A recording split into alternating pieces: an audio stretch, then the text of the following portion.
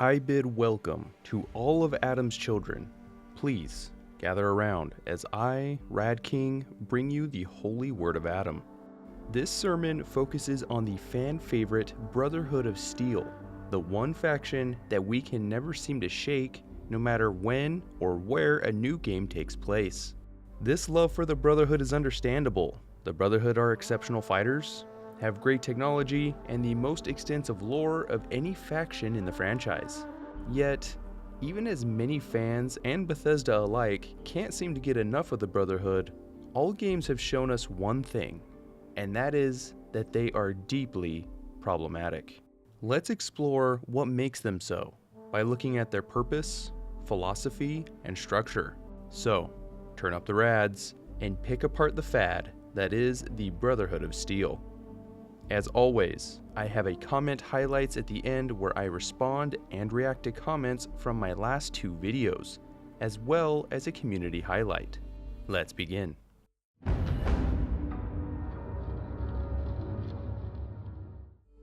I am coming out swinging with what I regard as the biggest issue with the Brotherhood of Steel.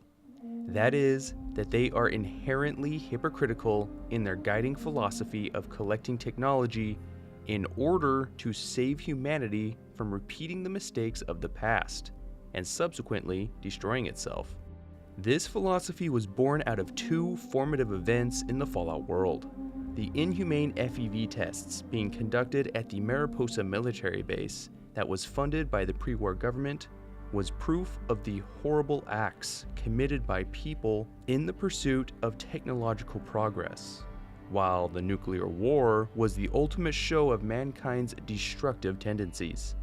It is understandable that Roger Maxson, after observing the horrors of FEV experimentation and living through the end of the known world because of nuclear technology, that the misuse of technology would come to define his personal philosophy and that of the Brotherhood in order to safeguard humanity against its destructive capabilities. In this endeavor, they have a few options. They can actively seek out technology that they deem dangerous and confiscate it, or withhold that technology from the rest of the wasteland in their role as humanity's protectors. This exact thing is seen in Fallout and Fallout 3, where technology and knowledge is sought after and brought back to be studied and protected by the Brotherhood itself. Another option would be for the Brotherhood to actively pursue technologies, either pre-war in nature or emerging technologies that they deem dangerous to humanity, and actively work to eradicate and suppress that technology. This tactic is seen in Fallout 4 when the Brotherhood invade the Commonwealth with the sole pursuit of eradicating synths and the origin of the synths, the Institute. Lastly, the Brotherhood could put considerable effort and resources into educating communities in the use of technology and the potential danger that it poses. Ideally, this would foster attitudes towards creative uses of technology rather than only destructive uses. This last option is not seen in any serious capacity by the Brotherhood and would be one of the hardest options, as people are fickle things and it's easier to lock away dangerous technology than to properly educate and trust people to act in the best needs of humanity. Being a technology-obsessed group, the Brotherhood opt for the confiscation or destruction of technology that they deem dangerous, and in so doing, concentrate all this destructive technology into their hands only. One of the most powerful and useful technologies in the Wasteland is power armor, and the Brotherhood have come to elevate the technology to an almost holy status. It has come to represent the Brotherhood, but not just anyone in the Brotherhood. It represents the most capable and loyal members, and is isolated to knights and paladins. Likewise, advanced weaponry is another hallmark of Brotherhood knights and paladins, as they use this technological edge effectively against enemies who would otherwise overwhelm the Brotherhood with sheer numbers. There is an inherent contradiction within all of this, however. In concentrating this technology within the Brotherhood at the expense of everyone else, merely just trying to survive, they lessen the ability for those that are in danger or oppressed at being able to protect themselves. Is disallowing technology to everyone, including the most vulnerable populations in the Wasteland, really achieving their goal of helping humanity? What good is hoarding technology to protect humanity if the Brotherhood is actively removing some of the best tools people have to survive in a dangerous hellscape? This only makes sense if the Brotherhood doesn't consider anyone outside of their ranks as part of humanity, and therefore afforded the privilege that they bestow only upon themselves. Although this belief is never explicitly stated, it is something that I will elaborate on later in this video. The Brotherhood's effect on the wasteland is done actively through the confiscation and concentration of technology within their own secure walls, or passively by combing through ruins and thereby disallowing wastelanders to benefit from recovering that technology themselves. One of the central themes about war never changing is shown time and again, where people act brutally in their own self-interest, despite the technology that they have at their disposal. Raiders, slavers, and all other oppressors that are found in abundance in the wasteland are as dangerous to humanity's survival as so-called dangerous technology. Yet the Brotherhood is reluctant to engage such groups unless they themselves are endangered, like in the case of the Raider gang, the Vipers, in the California wasteland. The Brotherhood finally started fighting the Vipers after months of the Raiders taking a toll on wasteland communities. But this was actually first seen as just a simple training exercise. The Vipers were only taken seriously when they killed Elder John Maxson, and the Brotherhood would go on to completely destroy them. The Enclave in Fallout 3 is another example, as they actively oppose the Brotherhood because they stand in the way of total dominance of the DC wasteland. Thus, it is obvious that in most cases across all chapters of the Brotherhood, they more often than not focus on the technology recovery part of their mission, to the detriment of the rest of humanity around them. Does it have to be this way though? No, it doesn't. And we see isolated examples where those in positions of authority try to push the needle more to the side of helping humanity than just pure technological dominance. Elder Lyons is the premier example of this, much to the ire of many fans, as well as a portion of his own forces in Fallout 3, who break off to follow their hyper-focus on technology recovery. Fallout 76 also provided us with more insight into Roger Maxson, the founder of the Brotherhood that endowed the organization with its penultimate purpose. It is revealed that he had more sympathy for the plight of the Wastelanders, expressing to the leader of the Appalachian Brotherhood that he intends for the Brotherhood to be guardians of civilization. Despite this altruistic intent, the Brotherhood more often than not don't waste time directly protecting humanity, and the Brotherhood has since been defined by the dogmatic pursuit of technology above all else. Kaisar's thoughts on the Brotherhood are pretty spot on and are as follows. The worst impulses of mankind concentrated in one insane backward tribe. The Brotherhood seems to have formed not long after the Great Atomic War. It's hard to know. They care little for history. Some of the Brotherhood scribes we captured further east didn't even know the name of their founder, Roger Maxson. They like to pretty up their mission with trappings of chivalry. But the truth is they're hoarders. They hoard technology. It's been 200 years, and they still have the mentality of scavengers. They say they're preserving these technologies, but for what? They have no vision. They offer no future. They're a dead end. Although Kaisar seems to lack the same level of critique for himself and the Legion's ideology, his understanding of the Brotherhood is quite accurate and speaks to the paradoxical nature of the Brotherhood's stated purpose and actions. Elder Owen Lyons says that the Brotherhood's purpose is to protect the progress of humanity, not necessarily humans themselves. While that may be a valid delineation for those that want to justify not helping others, I disagree with that framing, as does Lyons himself, which is why he is the most charitable of all Brotherhood elders. Much of this comes down to these simple questions. Do the Brotherhood possess the authority over all else to decide what technology is dangerous and what isn't? What gives them the authority to decide who does and doesn't get to benefit from said technology? The answer is wholly unsatisfying, as it is a self-derived authority that is simply enforced by the philosophy of might makes right, making them really no different from any other group vying for power. it is just particularly grating due to their claims of honor and show of chivalry.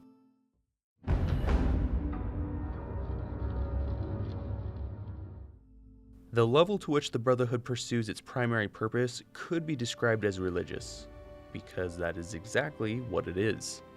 This seemed purposeful from its inception, since along with the implementation of the Brotherhood's purpose, Maxon also created the Codex, as well as an oath to adhere to the principles contained within the Codex.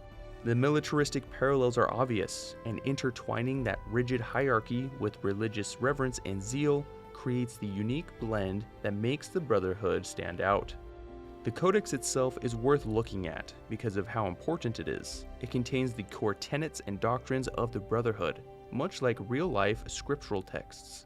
Additionally, it is a record of the Brotherhood's history, not too dissimilar to how some scriptures contain a written history of their people, like the Torah. Lastly, the structure and responsibilities of the organization was laid out, which could draw some parallels with holy books like the Quran. The importance of the Codex also seems to depend on the specific chapter, with the Mojave chapter and West Coast Brotherhood placing a higher importance on it than the East Coast, but it is the foundation upon which the organization and beliefs are built upon, and immortalizes the Brotherhood's purpose, so its religious importance cannot be understated. The swearing of an oath has obvious ties to the enlistment oath of the U.S. military, whereby men and women swear to defend and support the Constitution of the United States. But because the Codex is a religious text, it would be more appropriate to liken it to a covenant taken by all Brotherhood members. This again illustrates the strange intertwining of religion and military that defines the Brotherhood. Roger Maxon's status among the Brotherhood after his death further expands the Brotherhood mythos. Depending on the chapter, Maxon is revered as a prophet-like figure who led his people to safety and established the Brotherhood order, or as borderline deity, like how he is sometimes spoken of by the Mojave Brotherhood. The loyalty of members to the organization and the dogmatism and zeal with which they are expected to carry out their purpose is highly prized, with only the highest-ranking members exhibiting complete dedication. While all chapters of the Brotherhood embrace Brotherhood ideology with at least some religious fervor, there are two specific instances where it is most easily seen. Arthur Maxon, the elder of the East Coast Brotherhood, during the events of Fallout 4, opposes Generation 3 synths, which are indistinguishable from humans, at a fundamental level. During his interaction with the Soul Survivor and Paladin Dance, upon learning that Dance is himself a synth, Maxon uses religious speech and invokes God in explaining why synths are abominations that have no place in this world. Maxon says, "Dance isn't a man, it's a machine. An automaton created by the Institute. It wasn't born from the womb of a loving mother. It was grown within the cold confines of a laboratory. Flesh is flesh. Machine is machine. The two were never meant to intertwine. By attempting to play God, the Institute has taken the sanctity of human life and corrupted it beyond measure." This isn't a lightly held opinion based on nuanced discussion and deep contemplation, as the discussion between the Soul Survivor, Dance, and Maxon show that Maxon has not considered what kind of humanity, if any, reside in synthetic bodies. The Mojave chapter of the Brotherhood of Steel could be considered the most dogmatic of all chapters and is very reclusive, largely owing to their rather desperate state after being defeated by the NCR just before the events of Fallout New Vegas. This is particularly ironic, as the chapter was initially headed by Elijah, who was a head scribe with authority issues, and as a result was sent out east to the Mojave as High Elder. Perhaps in reaction to Elijah's unorthodoxy and his personal dogged pursuit of advancing technology rather than recovering it, the Mojave chapter became incredibly isolationist and are strict to observe the Codex and chain that binds doctrine. As Veronica, a journeyman scribe that can befriend the courier, tells the player, the chapter does not believe in anything not in the Codex, and her interactions with Elder McNamara shows that the chapter is willing to go extinct in their fortified bunkers rather than consider going against the Codex. In a very direct charge by Veronica that the Brotherhood will die unless they adapt new policies and practices outside of the Codex's teachings, Elder McNamara simply sighs and says, "I know," but refuses to change. Speaking of Veronica, her life is a perfect example of the destructive effects of their dogma. Due to the low population of the Mojave chapter, Veronica was heavily discouraged from pursuing her love interest, Christine, since most of the Brotherhood would rather that she enter a relationship with a man and aid in reversing the dwindling population. Veronica refused, and as a result, Christine was taken and given a secret task, while Veronica herself was told that Christine had left the Brotherhood. This helped push Veronica farther from the Brotherhood, making her as much of an outsider as one can be while still being a member. The inability to adapt and adopt better ways to grow the chapter and ensure its survival meant that some members of the few that are left, like Veronica, were driven off. So why does it matter that the Brotherhood is so rigidly dogmatic towards their doctrine? If they were simply a unique post-war religion, then it wouldn't really matter all that much. However, they've become a major faction in several places across the United States, and with that comes the inevitable roles of territorial control and governance, which will include common wastelanders, those that are outside of the group. The unwillingness to adapt does not bode well for a landscape that is as dynamic as post-war America, that seems to have new creatures, threats, and ideas popping up all the time. Being unable to untangle the ways they govern with their religious beliefs means they are at the mercy of Roger Maxon's foresight and ability to make an all-encompassing ideology. The slow death of the New Vegas chapter is the end result of rigid adherence to Brotherhood philosophy, although, to be fair, it is not the only end result. It just makes it unnecessarily difficult to overcome difficult times, and there are plenty of those to be had in the wasteland.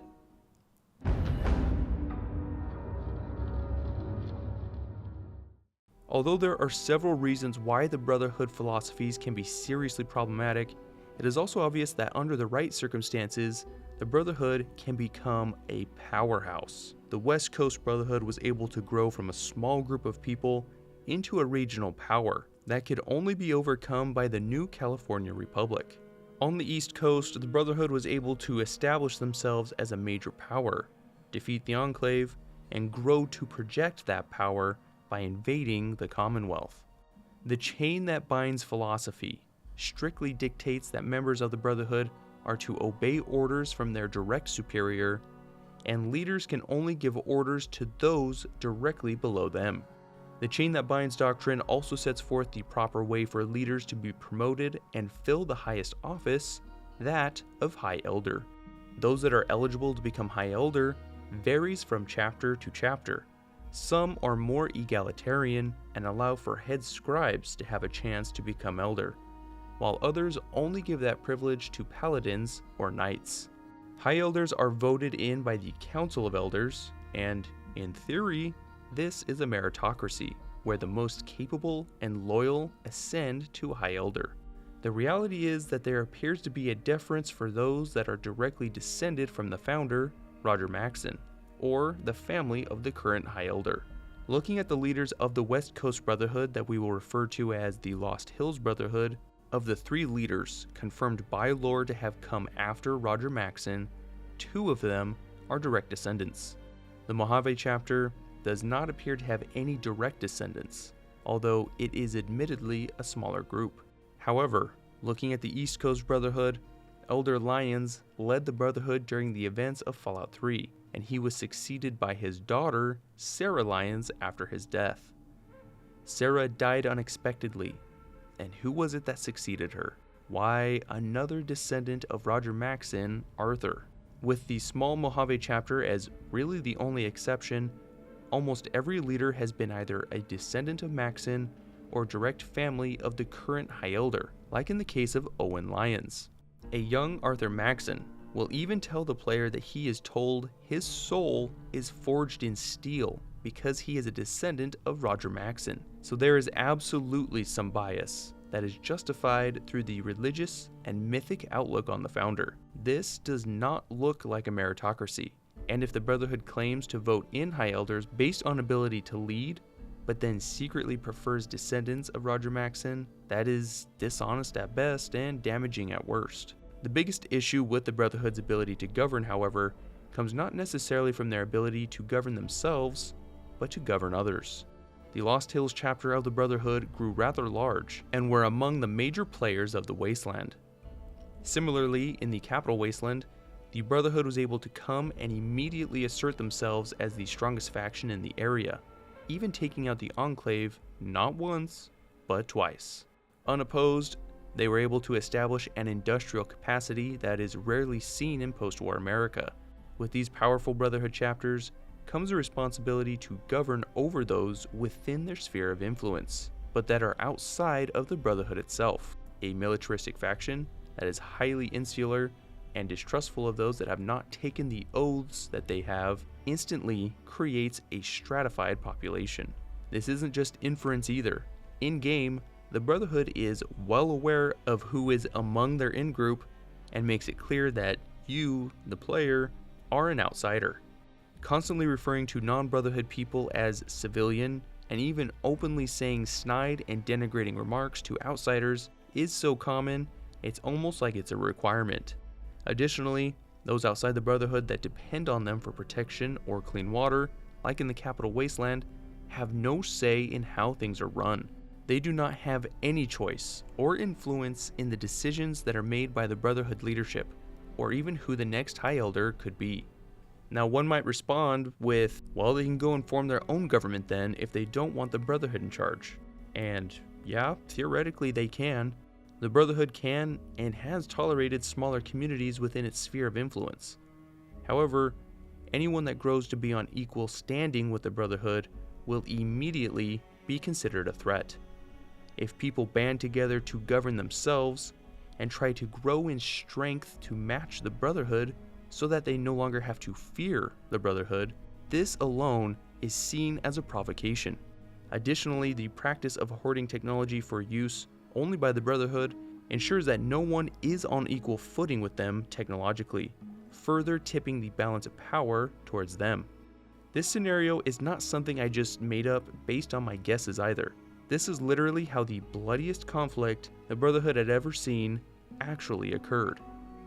The Lost Hills chapter saw the rise of the NCR and first attempted to deny the growing nation-state access to advanced weaponry in order to check their growth. The NCR, understandably, took this measure as an act of hostility and an attempt to curb their power, and began combat operations that evolved into a full-scale war.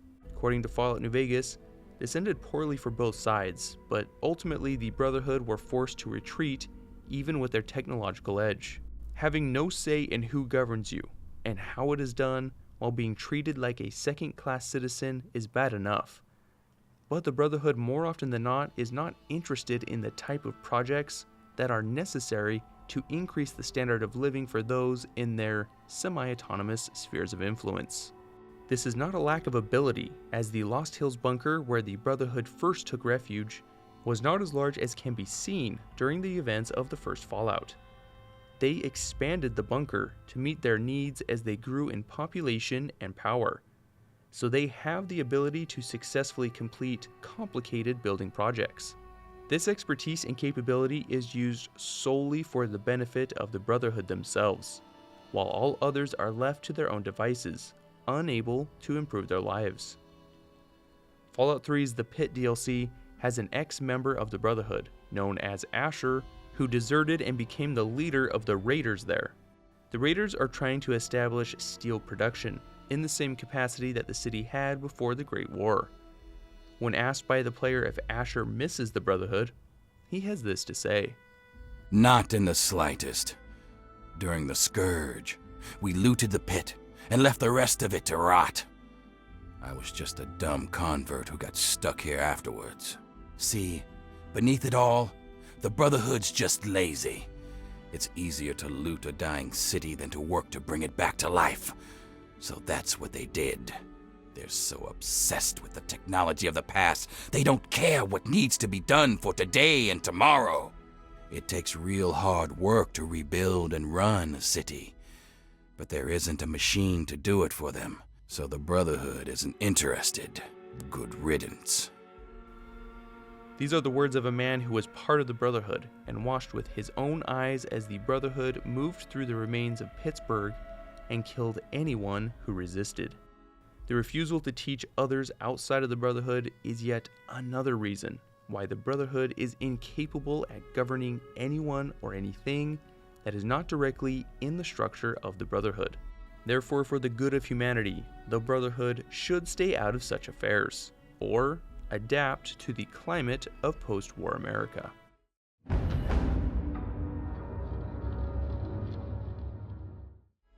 The very basis of the Brotherhood, set up by Roger Maxson a short time after the Great War, is strong enough to build a powerful, independent faction, but it is also flawed to its core. The blind and rabid belief of many in the Brotherhood easily causes factionalization. This phenomenon is not unique to the Brotherhood.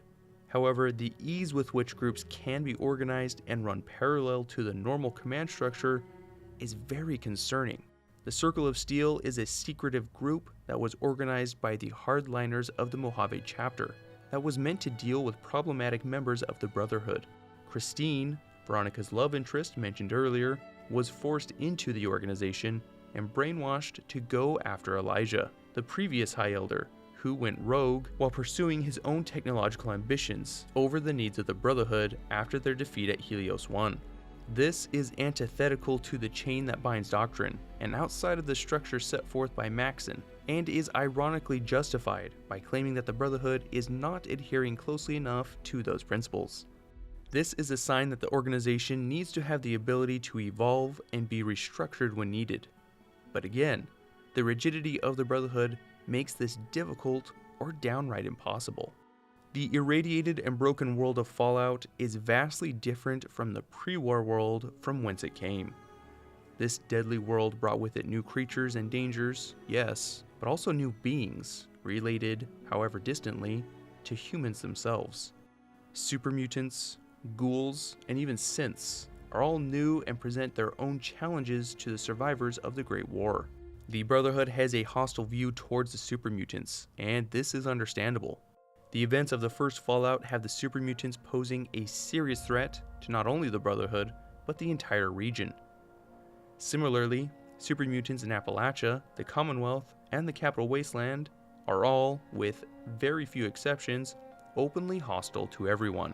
However, once the Master's plan of the Unity are stopped and the super mutant army destroyed, there are many intelligent super mutants who just want to survive. On the East Coast, there are a number of intelligent super mutants who also want to be able to live and be left alone, something the Brotherhood actually seems to tolerate if the player brings a super mutant friend into one of their bases. The overall sentiment towards them, however, is violent, as most would rather shoot first and ask questions later, and can't keep themselves from making hostile remarks to even friendly super mutants. Ghouls are in a difficult situation where a significant portion of their population goes feral and cannot be reasoned with, so there is a pervasive fear that all ghouls are inherently dangerous. The Brotherhood's standard operating procedure when encountering ghouls is again to be openly hostile, and in the rare instances where ghouls are allowed into their bases, their language is rife with bigotry. Synths in Fallout 4 are the entire reason the Brotherhood makes the trek from the Capital Wasteland and are always considered to be abominations of technology and only worthy of destruction.